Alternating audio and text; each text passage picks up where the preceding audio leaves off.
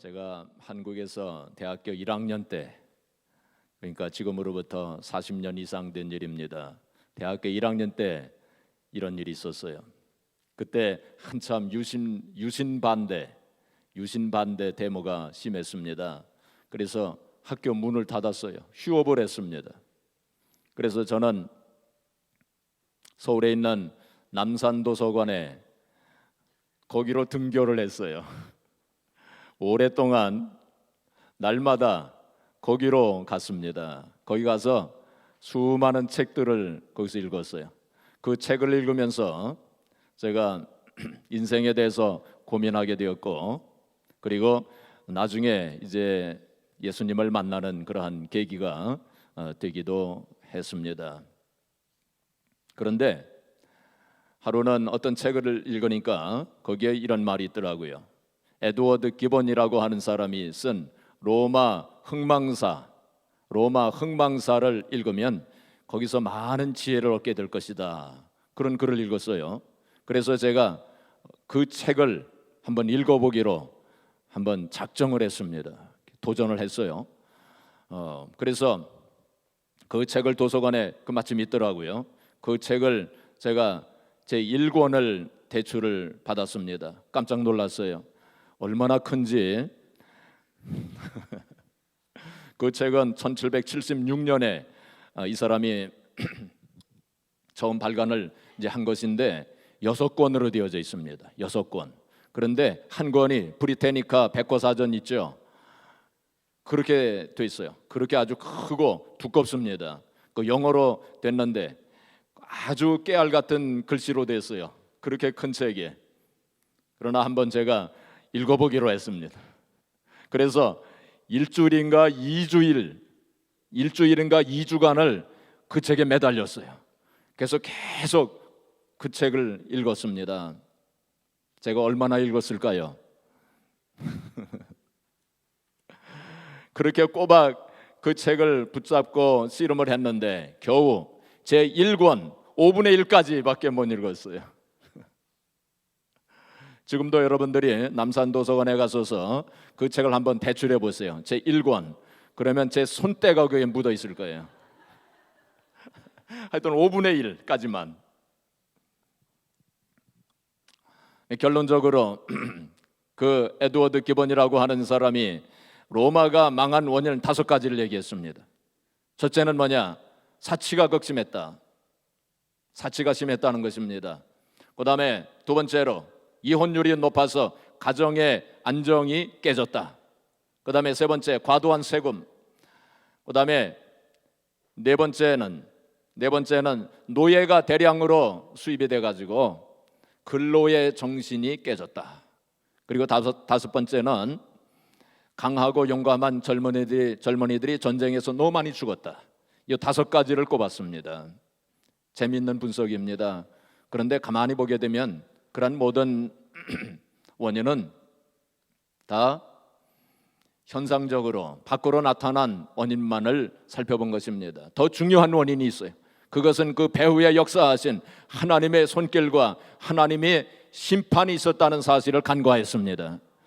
물론 세상 역사학자니까 그럴 수밖에 없었겠죠. 그런데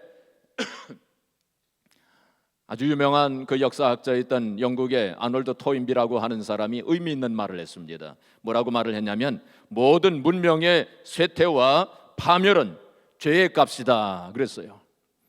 이 사람은 뭔가 아는 사람입니다. 역사를 잘 아는 그런 사람이에요. 역사를 영적인 관점에서 볼 줄 아는 사람이었고 하나님께서 모든 역사를 주관하신다는 그 사실을 알았던 사람이었습니다. 하나님께서 모든 역사를, 우리의 모든 역사를 다 주관하고 계세요. 근데 사실 가만히 보면 말이죠, 세상 돌아가는 것을 가만히 보면 어떤 때는 정말 하나님께서 역사를 주관하시는가 하는 그런 의문을 가질 때가 있어요. 세상 돌아가는 것을 가만히 보면 악인들이 더 득세하는 것을 우리가 보게 되고, 악한 정치인들이 제멋대로 하는 것 보면, 특별히 요즘 북한에서 일어나는 그러한 일들을 보게 되면 정말 하나님께서 주관하시는가, 역사를 주관하시는가 하는 그런 의문을 가지게도 됩니다. 그러나 우리가 아무리 그렇게 생각해도 결국 역사를 주관하시는 분은 하나님이시라고 하는 사실입니다. 거기에 대해서 찰스 비얼드라고 하는 사람이 아주 유명한 말을 했어요. 한번 잘 들어보시길 바랍니다. 하나님의 맷돌이 천천히 돌아가는데 이 하나님의 맷돌, 하나님의 심판의 맷돌인 것 같습니다. 하나님의 이 맷돌이 천천히 돌아가는데 너무 천천히 돌아가 하나님의 맷돌이 있나 없나 의심하게까지 되지만 하나님의 맷돌은 보드랍게 가라. 결국은 의는 의로, 불의는 불의로 골라내고야 만다. 우리 인간이 생각할 때는 참 좀 왜 하나님께서 그냥 벼락을 쳐서 되게 좀 하시면 좋을 것 같아. 그렇게 하지 아니하신다는 거예요. 하나님은 보드랍게 가르쳐. 그래서 오랫동안 어떤 때는 좀 인내하시기도 하시고 우리 사람들이 생각하기에 너무 좀 심판이 늦어지시는 거 아닌가 이렇게 생각도 되지만 결국은 하나님께서 모든 것을 다 공명정대하게 다 의는 의로 불의는 불의로 하나님께서 상을 줄 자에게는 상을 주시고 심판하실 자에게는 심판을 주신다. 그런 말을 한 것입니다. 그래서 우리는 역사를 잘 알아야 됩니다. 그리고 역사를 잘 해석할 줄 알아야 돼요. 우리는 역사를 알므로 바로 그 역사 속에서 지혜를 얻게 됩니다. 역사 속에서 지혜를 얻지 못한 그러한 사람은 혹은 가정, 교회는 혹은 국가는 과거의 어리석은 그러한 역사 과거를 뒷부리하게 돼요. 그 과거의 어리석은 그 역사를 반복하게 된다는 말입니다. 역사에서 배우지 못하면. 그래서 유대인들은 나치스의 그 만행, 홀로코스트의 그 모든 그 유적들을 모두 다 보존해 놨습니다. 그리고 그것을 후손들에게 가르치는 것입니다. 역사에서 배우라고, 역사에서 교훈을 배우라고 그것을 가르치고 있는 것입니다. 근데 요즘 일본을 보게 되면 일본은 과거의 역사를 지금 부정하고 있지 않습니까? 또 정치인들이 망언을 일삼고 있어요. 그걸 가만히 보면 이 사람들 잘못하면 과거의 그 부끄러운 역사, 잘못된 역사 그것을 되풀이할 가능성이 많이 있는 것입니다. 그래서 우리는 역사를 잘 배우고 역사를 잘 알아야 돼요. 특별히 이스라엘의 역사를 우리가 잘 알아야 됩니다. 세상 역사보다 이스라엘의 역사가 중요합니다. 왜냐하면 이스라엘 역사 가운데 바로 하나님의 손길 이게 분명하게 나타나 있고 그리고 거기에 영적인 교훈과 영적인 지혜가 있기 때문입니다. 그래서 특별히 우리가 이제 사순절을 보내면서 이 많은 분들이 영성 훈련의 일환으로 성경을 통독하고 있는데 우리가 성경을 읽다 보면 이스라엘의 역사가 얼마나 많이 나옵니까? 우리가 성경 가운데 보게 되면 이스라엘의 역사가 3분의 2 이상이 이스라엘 역사예요. 굉장히 많지 않습니까? 그걸 읽을 때에 어떤 사람은 생각하기를 우리나라 역사도 잘 모르는데 이 이스라엘의 역사를 뭐 이렇게 자꾸 읽어야 되나 이런 생각을 할 수 있어요. 그러나 읽어야 합니다. 바로 이스라엘 역사 속에 정말로 귀중한 교훈과 지혜가 거기에 있기 때문에. 고린도전서 10장 11절에 보시면 뭐라고 말씀했냐면은 저들의 당한 일이 우리의 거울이 되고 말세를 만난 우리의 경계로 기록하였느니라. 그렇게 말씀했어요. 새로운 번역 새 성경을 보게 되면 저희들에게 일어난 일들이 본보기가 되고 말세를 만난 우리를 깨닫게 하기 위해서 기록되었느니라. 그렇게 말씀했어요. 바로 이스라엘의 역사, 성경에 기록된 이스라엘의 역사가 무엇이냐면은 바로 우리로 하여금 깨닫게 하시기 위해서 뭔가 그 역사 속에서 지혜를 얻고 교훈을 얻도록 하시기 위해서 이스라엘의 역사가 성경에 기록되었다고 그렇게 말씀한 것입니다. 우리가 성경에 보면 창세기, 출애굽기, 레위기, 민수기, 신명기, 모세오경이 모두가 다 이스라엘의 역사예요. 그렇죠? 그 다음에 여호수아, 사사기가 또 이스라엘의 역사 아닙니까? 그 다음에 또 사무엘상하, 열왕기상하, 역대기상하가 다 이스라엘의 역사예요. 그 다음에 에스라, 느헤미야, 에스더까지 이스라엘의 역사예요. 욥기, 시편, 잠언, 전도서, 아가서 그거는 시가서지만은 이제 이사야, 에레미야, 에가, 에스겔 그것도 모두 다 이스라엘의 역사에 관련된 그러한 말씀들이 우리가 많이 있는 것을 보게 됩니다. 소선지서 13개의 소선지서도 모두가 다 이스라엘의 역사 가운데서 일어난 그러한 말씀이 거기에 기록되어 있는 것을 보게 됩니다. 또 신약 성경에 들어가면 사도행전이 역사예요. 역사가 얼마나 많습니까? 3분의 2 이상이, 성경의 3분의 2 이상이 역사와 관련된 말씀들이에요.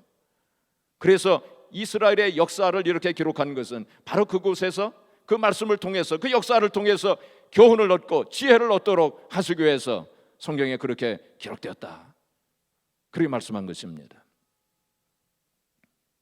우리가 이스라엘 역사를 간단히 살펴본다면 우리가 잘 알고 있는 것처럼 많은 사람들 가운데서 하나님께서 아브라함을 택하셨어요. 창세기 12장 1절에 너는 네 본토 친척 아비집을 떠나서 내가 네게 지시할 땅으로 가라 하고 가나안 땅으로 이제 인도하셨죠. 바로 그 아브라함이, 그때까지는 이스라엘 민족이 없었어요. 근데 하나님께서 아브라함을 택하셔가지고 바로 믿음의 조상, 그리고 이스라엘의 조상으로 삼으신 거예요. 그 아브라함을 통해서 이삭이 태어났고, 이삭을 통해서 이제 야곱이 태어나서 야곱이 12아들을 두지 않았습니까? 12아들이 이스라엘의 12지파가 된 것은 우리가 모두 다 알고 있는 사실입니다. 그 가운데서 요셉이 애굽의 종으로 팔려가서 거기서 애굽의 총리가 되지 않았습니까?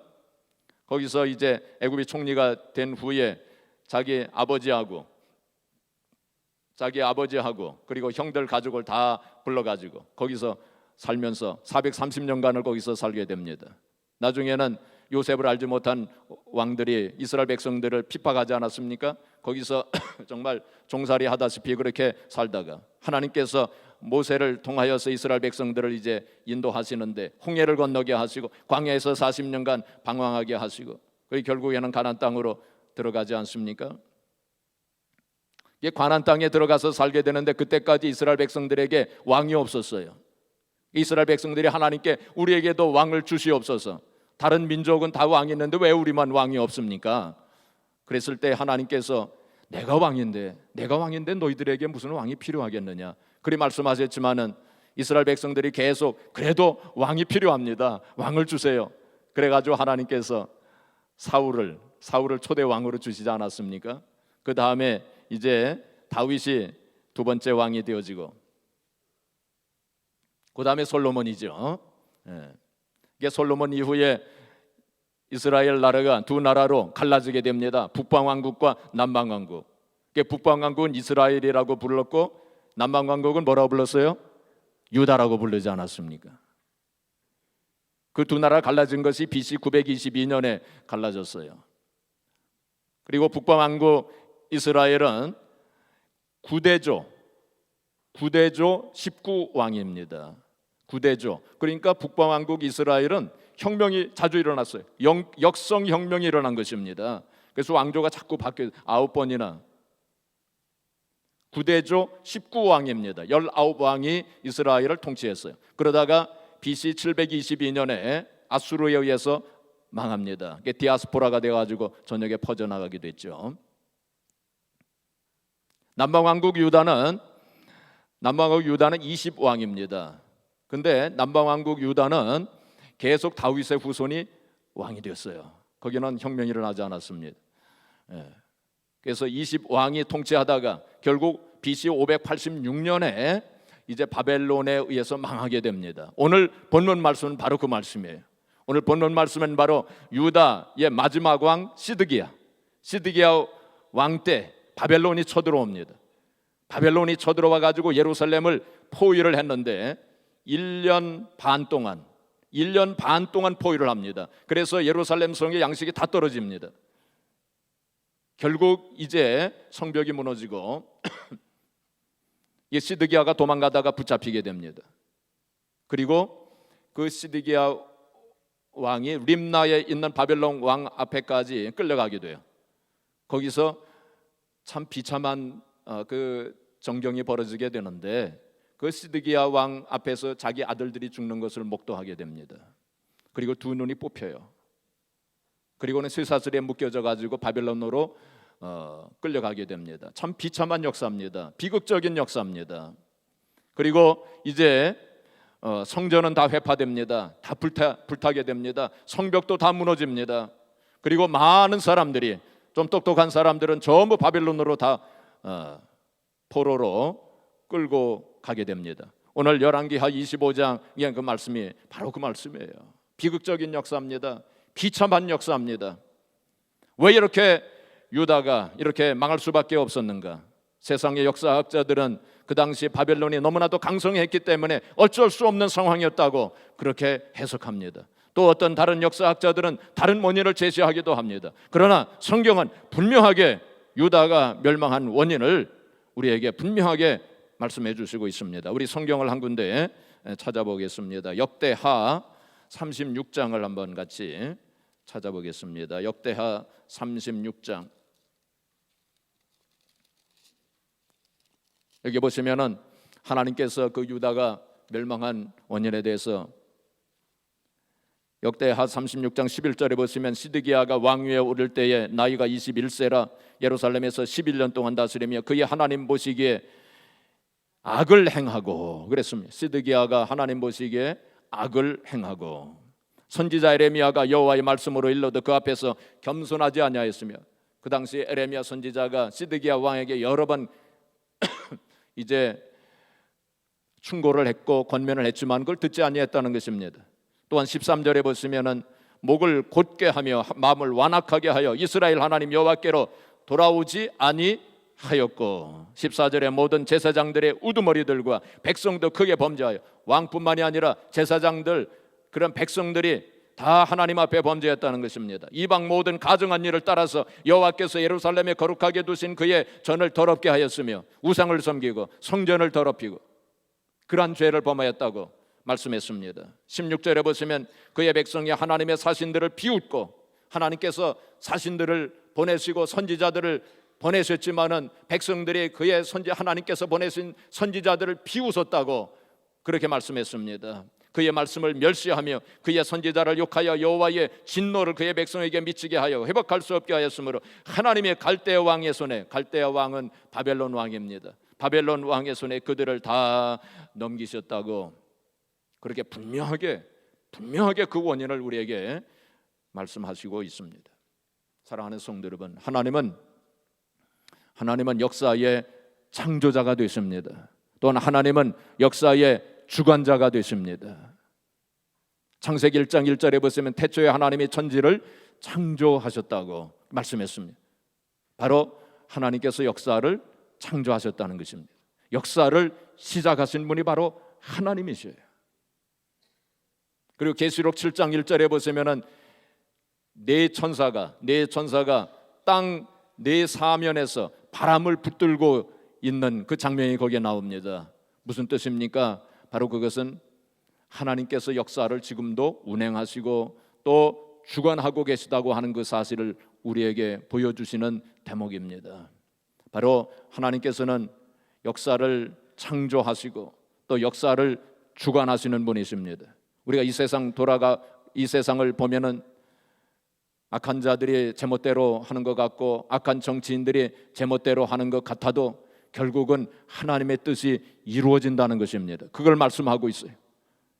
시편 33편에 보시면은 여호와의 도모가 영영이 서리라 말씀했어요. 도모라고 하는 건 하나님의 계획, 하나님의 뜻을 가리킵니다. 결국은 하나님의 뜻이 이루어진다는 것입니다. 결국은 하나님의 계획과 뜻이 이루어진다는 것입니다. 북한의 김정은이가 제멋대로 그 악한 일을 그렇게 하지만은 결국은 하나님의 뜻, 하나님의 계획이 이루어진다는 거예요.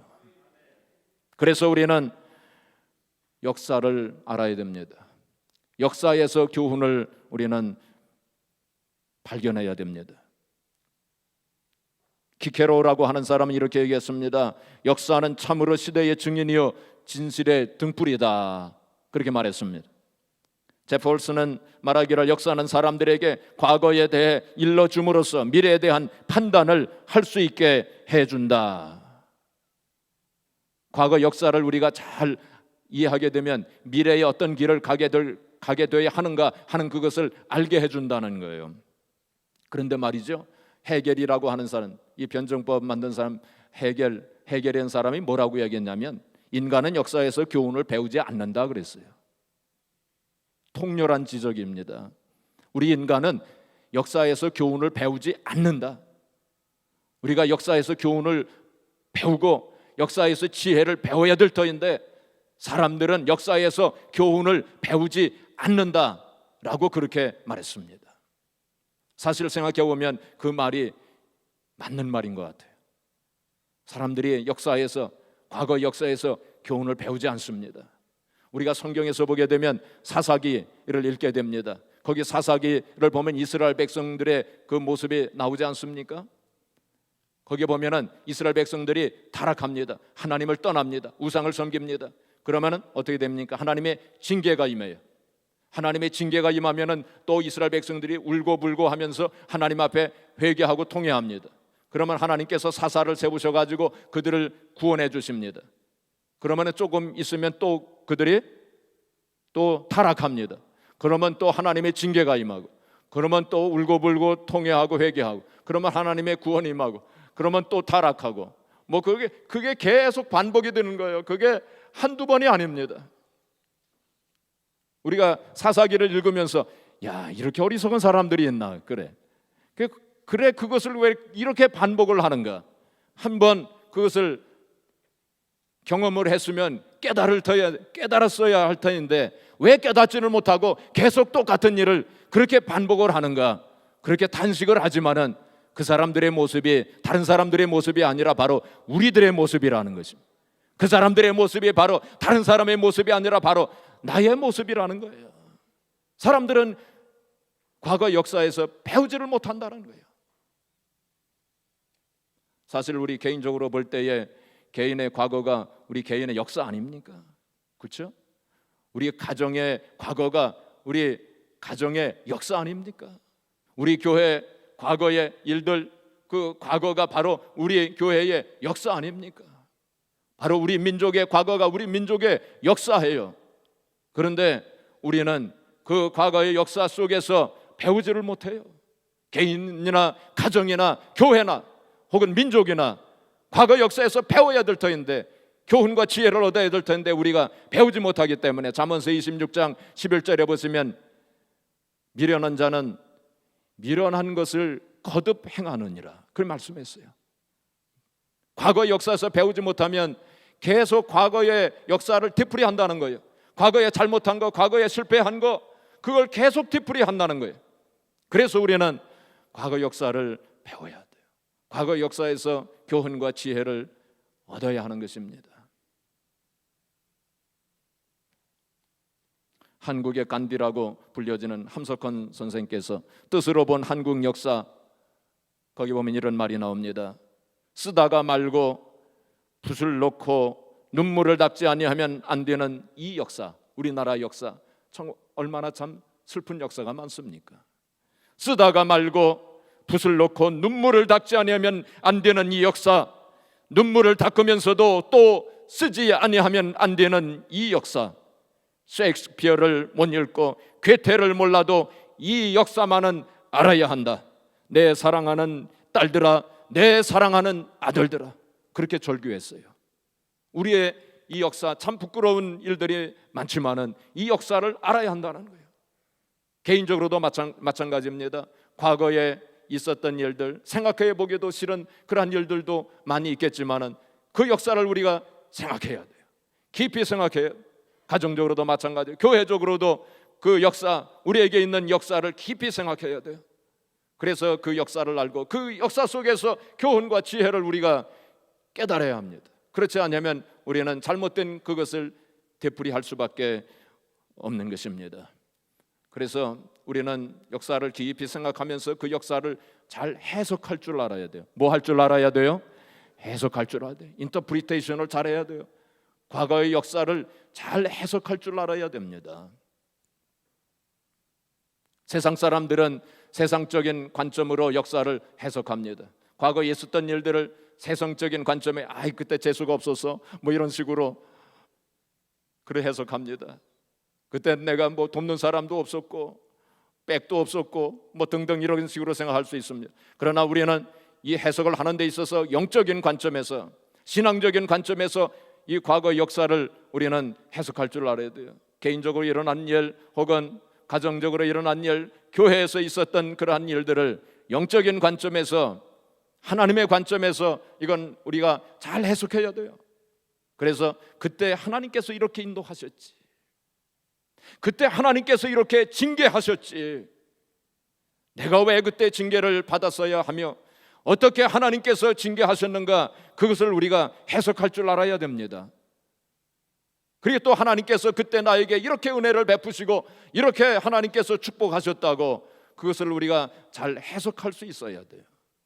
우리는 역사를 해석하고 바로 역사를 창조해 가는 사람들이에요. 그런데 역사를 잘 해석하는 사람만이 좋은 역사를 만들어가고 좋은 역사를 창조해 갈 수 있어요. 그래서 우리는 역사를 잘 해석할 줄 알아야 됩니다.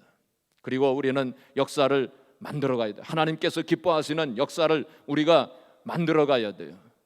우리는 어떤 면에서는 다 역사가들입니다. 우리가 역사를 전공하지 않았어도 우리는 다 역사가들이에요.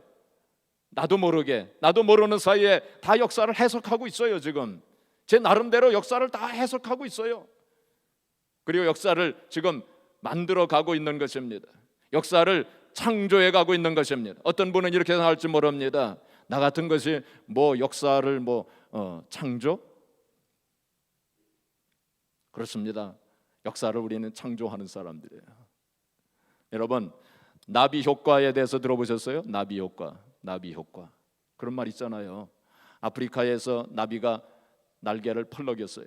작은 바람이 일어났습니다. 나비가 날개를 펄럭이는데 무슨 큰 바람이 일어나겠어요? 아주 미세한 바람이 불었어요. 그런데 그것이 점차로 이게 커져가지고 점차로 영향을 미쳐가지고 이 미국에 허리케인이 불었다는 것입니다. 그게 나비 효과예요. 그럴 수 있습니다. 그렇죠? 우리 인간의 역사에서 그런 일이 일어날 수 있습니다. 일어났습니다. 우리가 작은 일이지만 이것이 큰 영향력을 미치고 역사를 바꿀 수 있는 힘으로 바꾸어진 그런 경우가 얼마든지 있을 수 있어요. 우리가 성경에서도 보면은 다윗의 물맷돌 얼마나 작은 것입니까? 그러나 그것이 역사를 바꾸지 않았습니까? 역사를 창조하지 않았습니까? 오병이어 그 소년, 그 보리떡 5개 물고기 2마리 얼마나 작은 것입니까? 그러나 그가 주님의 손에 올려놨을 때 그 역사를 바꾸지 않았습니까? 큰 역사가 일어나지 않았습니까? 한나가 성전에 들어가서 작은 기도했어요, 그날 밤에. 그런데 그 기도를 통해서 큰 역사가 일어나지 않았습니까?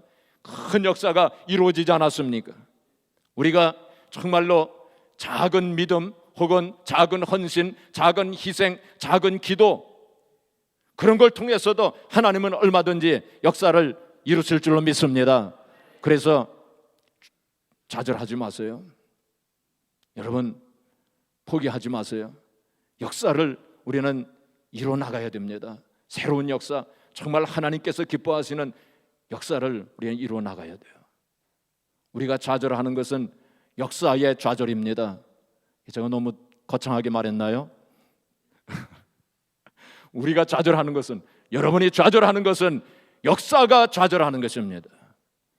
여러분이, 내가 쓰러지는 것은 역사가 쓰러지는 거예요. 여러분, 하나님께서는 우리를 통해서 역사를 이루시기를 원하시는 것입니다. 하나님께서 기뻐하시고 원하시는 선하신 역사를 우리를 통해서 이루시기를 원하시는 거예요. 사랑하는 성도 여러분, 하나님께 한번 여쭤보세요. 하나님, 저를 통해서, 우리 가정을 통해서, 우리 교회를 통해서, 우리 민족을 통해서 이루시기를 원하시는 역사가 무엇입니까? 하나님, 저를 붙잡아 주셔서, 저에게 은혜를 주셔서, 저에게 능력을 주셔서 바로 그 역사를 이루게 하여 주시옵소서. 저를 통해서, 저의 믿음을 통해서, 저의 희생과 헌신과 기도를 통해서 역사가 이루어지고 역사가 태동되어지는 그런 일들이 일어날 수 있도록 우리 하나님 앞에 기도하시기 바랍니다. 아무리 힘들고 어려워도, 상황이 아무리 참 절망적인 그러한 상황 속에서도 포기하지 마세요. 낙심하지 마세요. 좌절하지 마세요. 역사를 이루어 나가세요. 클린턴 하울이라고 하는 사람이 이런 시를 썼습니다. 마지막으로 제가 시를 읽어드리고 마치겠습니다. 때때로 그렇듯 일이 잘못될 때, 앞에 언덕길만 계속되는 것 같을 때, 주머니 사정이 나쁘고 빚이 불어날 때, 웃고 싶지만 한숨만 나올 때, 근심이 마음을 짓누를 때, 쉬어야겠다면 쉬세요. 하지만 포기하지는 말아요. 때때로 그렇듯 인생이 풍파로 얼룩질 때, 실패에 실패만 이어질 때, 잘하면 될 수도 있었을 텐데 그러지 못했을 때 걸음을 늦추더라도 포기하지는 말아요. 한 번만 더 해보면 성공할지 모르니까요. 힘들어 머뭇거려진다면 기억하세요. 목표가 보기보다 가까이 있는 때도 많다는 것을. 승자가 될 수 있었는데 노력하다 포기하는 경우도 많지요. 금관이 바로 저기 있었다는 것을 너무 늦게 깨달았죠. 이미 슬그머니 밤이 온 후에야. 성공은 실패를 뒤집어 놓은 것. 당신은 성공에 가까이 다가왔지요. 멀리 있는 듯 보이지만 성공은 가까이 있을지 몰라요. 그러니 너무 힘들 때도 끈질기게 싸우세요. 최악으로 보이는 상황이야말로 포기하면 안 되는 때니까요. 사랑하는 성도 여러분, 우리는 하나님을 믿는 사람들입니다. 전능하신 하나님을 믿는 사람들이에요. 어떤 분은 이 설교를 들으면서 나같이 이렇게 나이가 많은데 이제 지금 역사를 창조한다고 하나? 그렇지 않습니다. 얼마든지 역사를 창조해 나갈 수 있어요. 예? 여러분들의 자녀들을, 여러분들의 손자 손녀들을 통해서도 역사를 만들어 갈 수 있습니다. 야곱은 나이가 얼마나 많았습니까? 그렇죠? 여러분들보다 훨씬 나이가 많았어요. 근데 그때 그는 역사를 만들어 갔어요. 역사를 창조했습니다. 사랑하는 성도 여러분, 이번 사순절 기간 동안에 우리가 성경을 많이 읽으세요. 이스라엘의 역사를 깊이 한번 생각을 해보세요. 거기서 교훈과 지혜를 얻으세요. 그리고 여러분들의 과거 역사를 한번 곰곰이 생각해 보세요. 그래서 역사를, 여러분들의 과거 인생의 역사를 한번 잘 해석해 보세요. 또 가정도 마찬가지입니다. 가정의 역사, 우리 교회의 역사도 잘 한번 깊이 생각해 보세요. 또 우리 민족의 역사를 한번 깊이 또 생각해 보세요. 거기서 교훈과 지혜를 얻으세요. 그래서 역사를 잘 해석함으로, 그래서 참으로 하나님께서 기뻐하시는 그러한 역사를 창조하심으로 말미암아 하나님 앞에 영광을 돌리시고 하나님의 영광을 보는 저와 여러분들이 되어지기를 주님의 이름으로 축복합니다.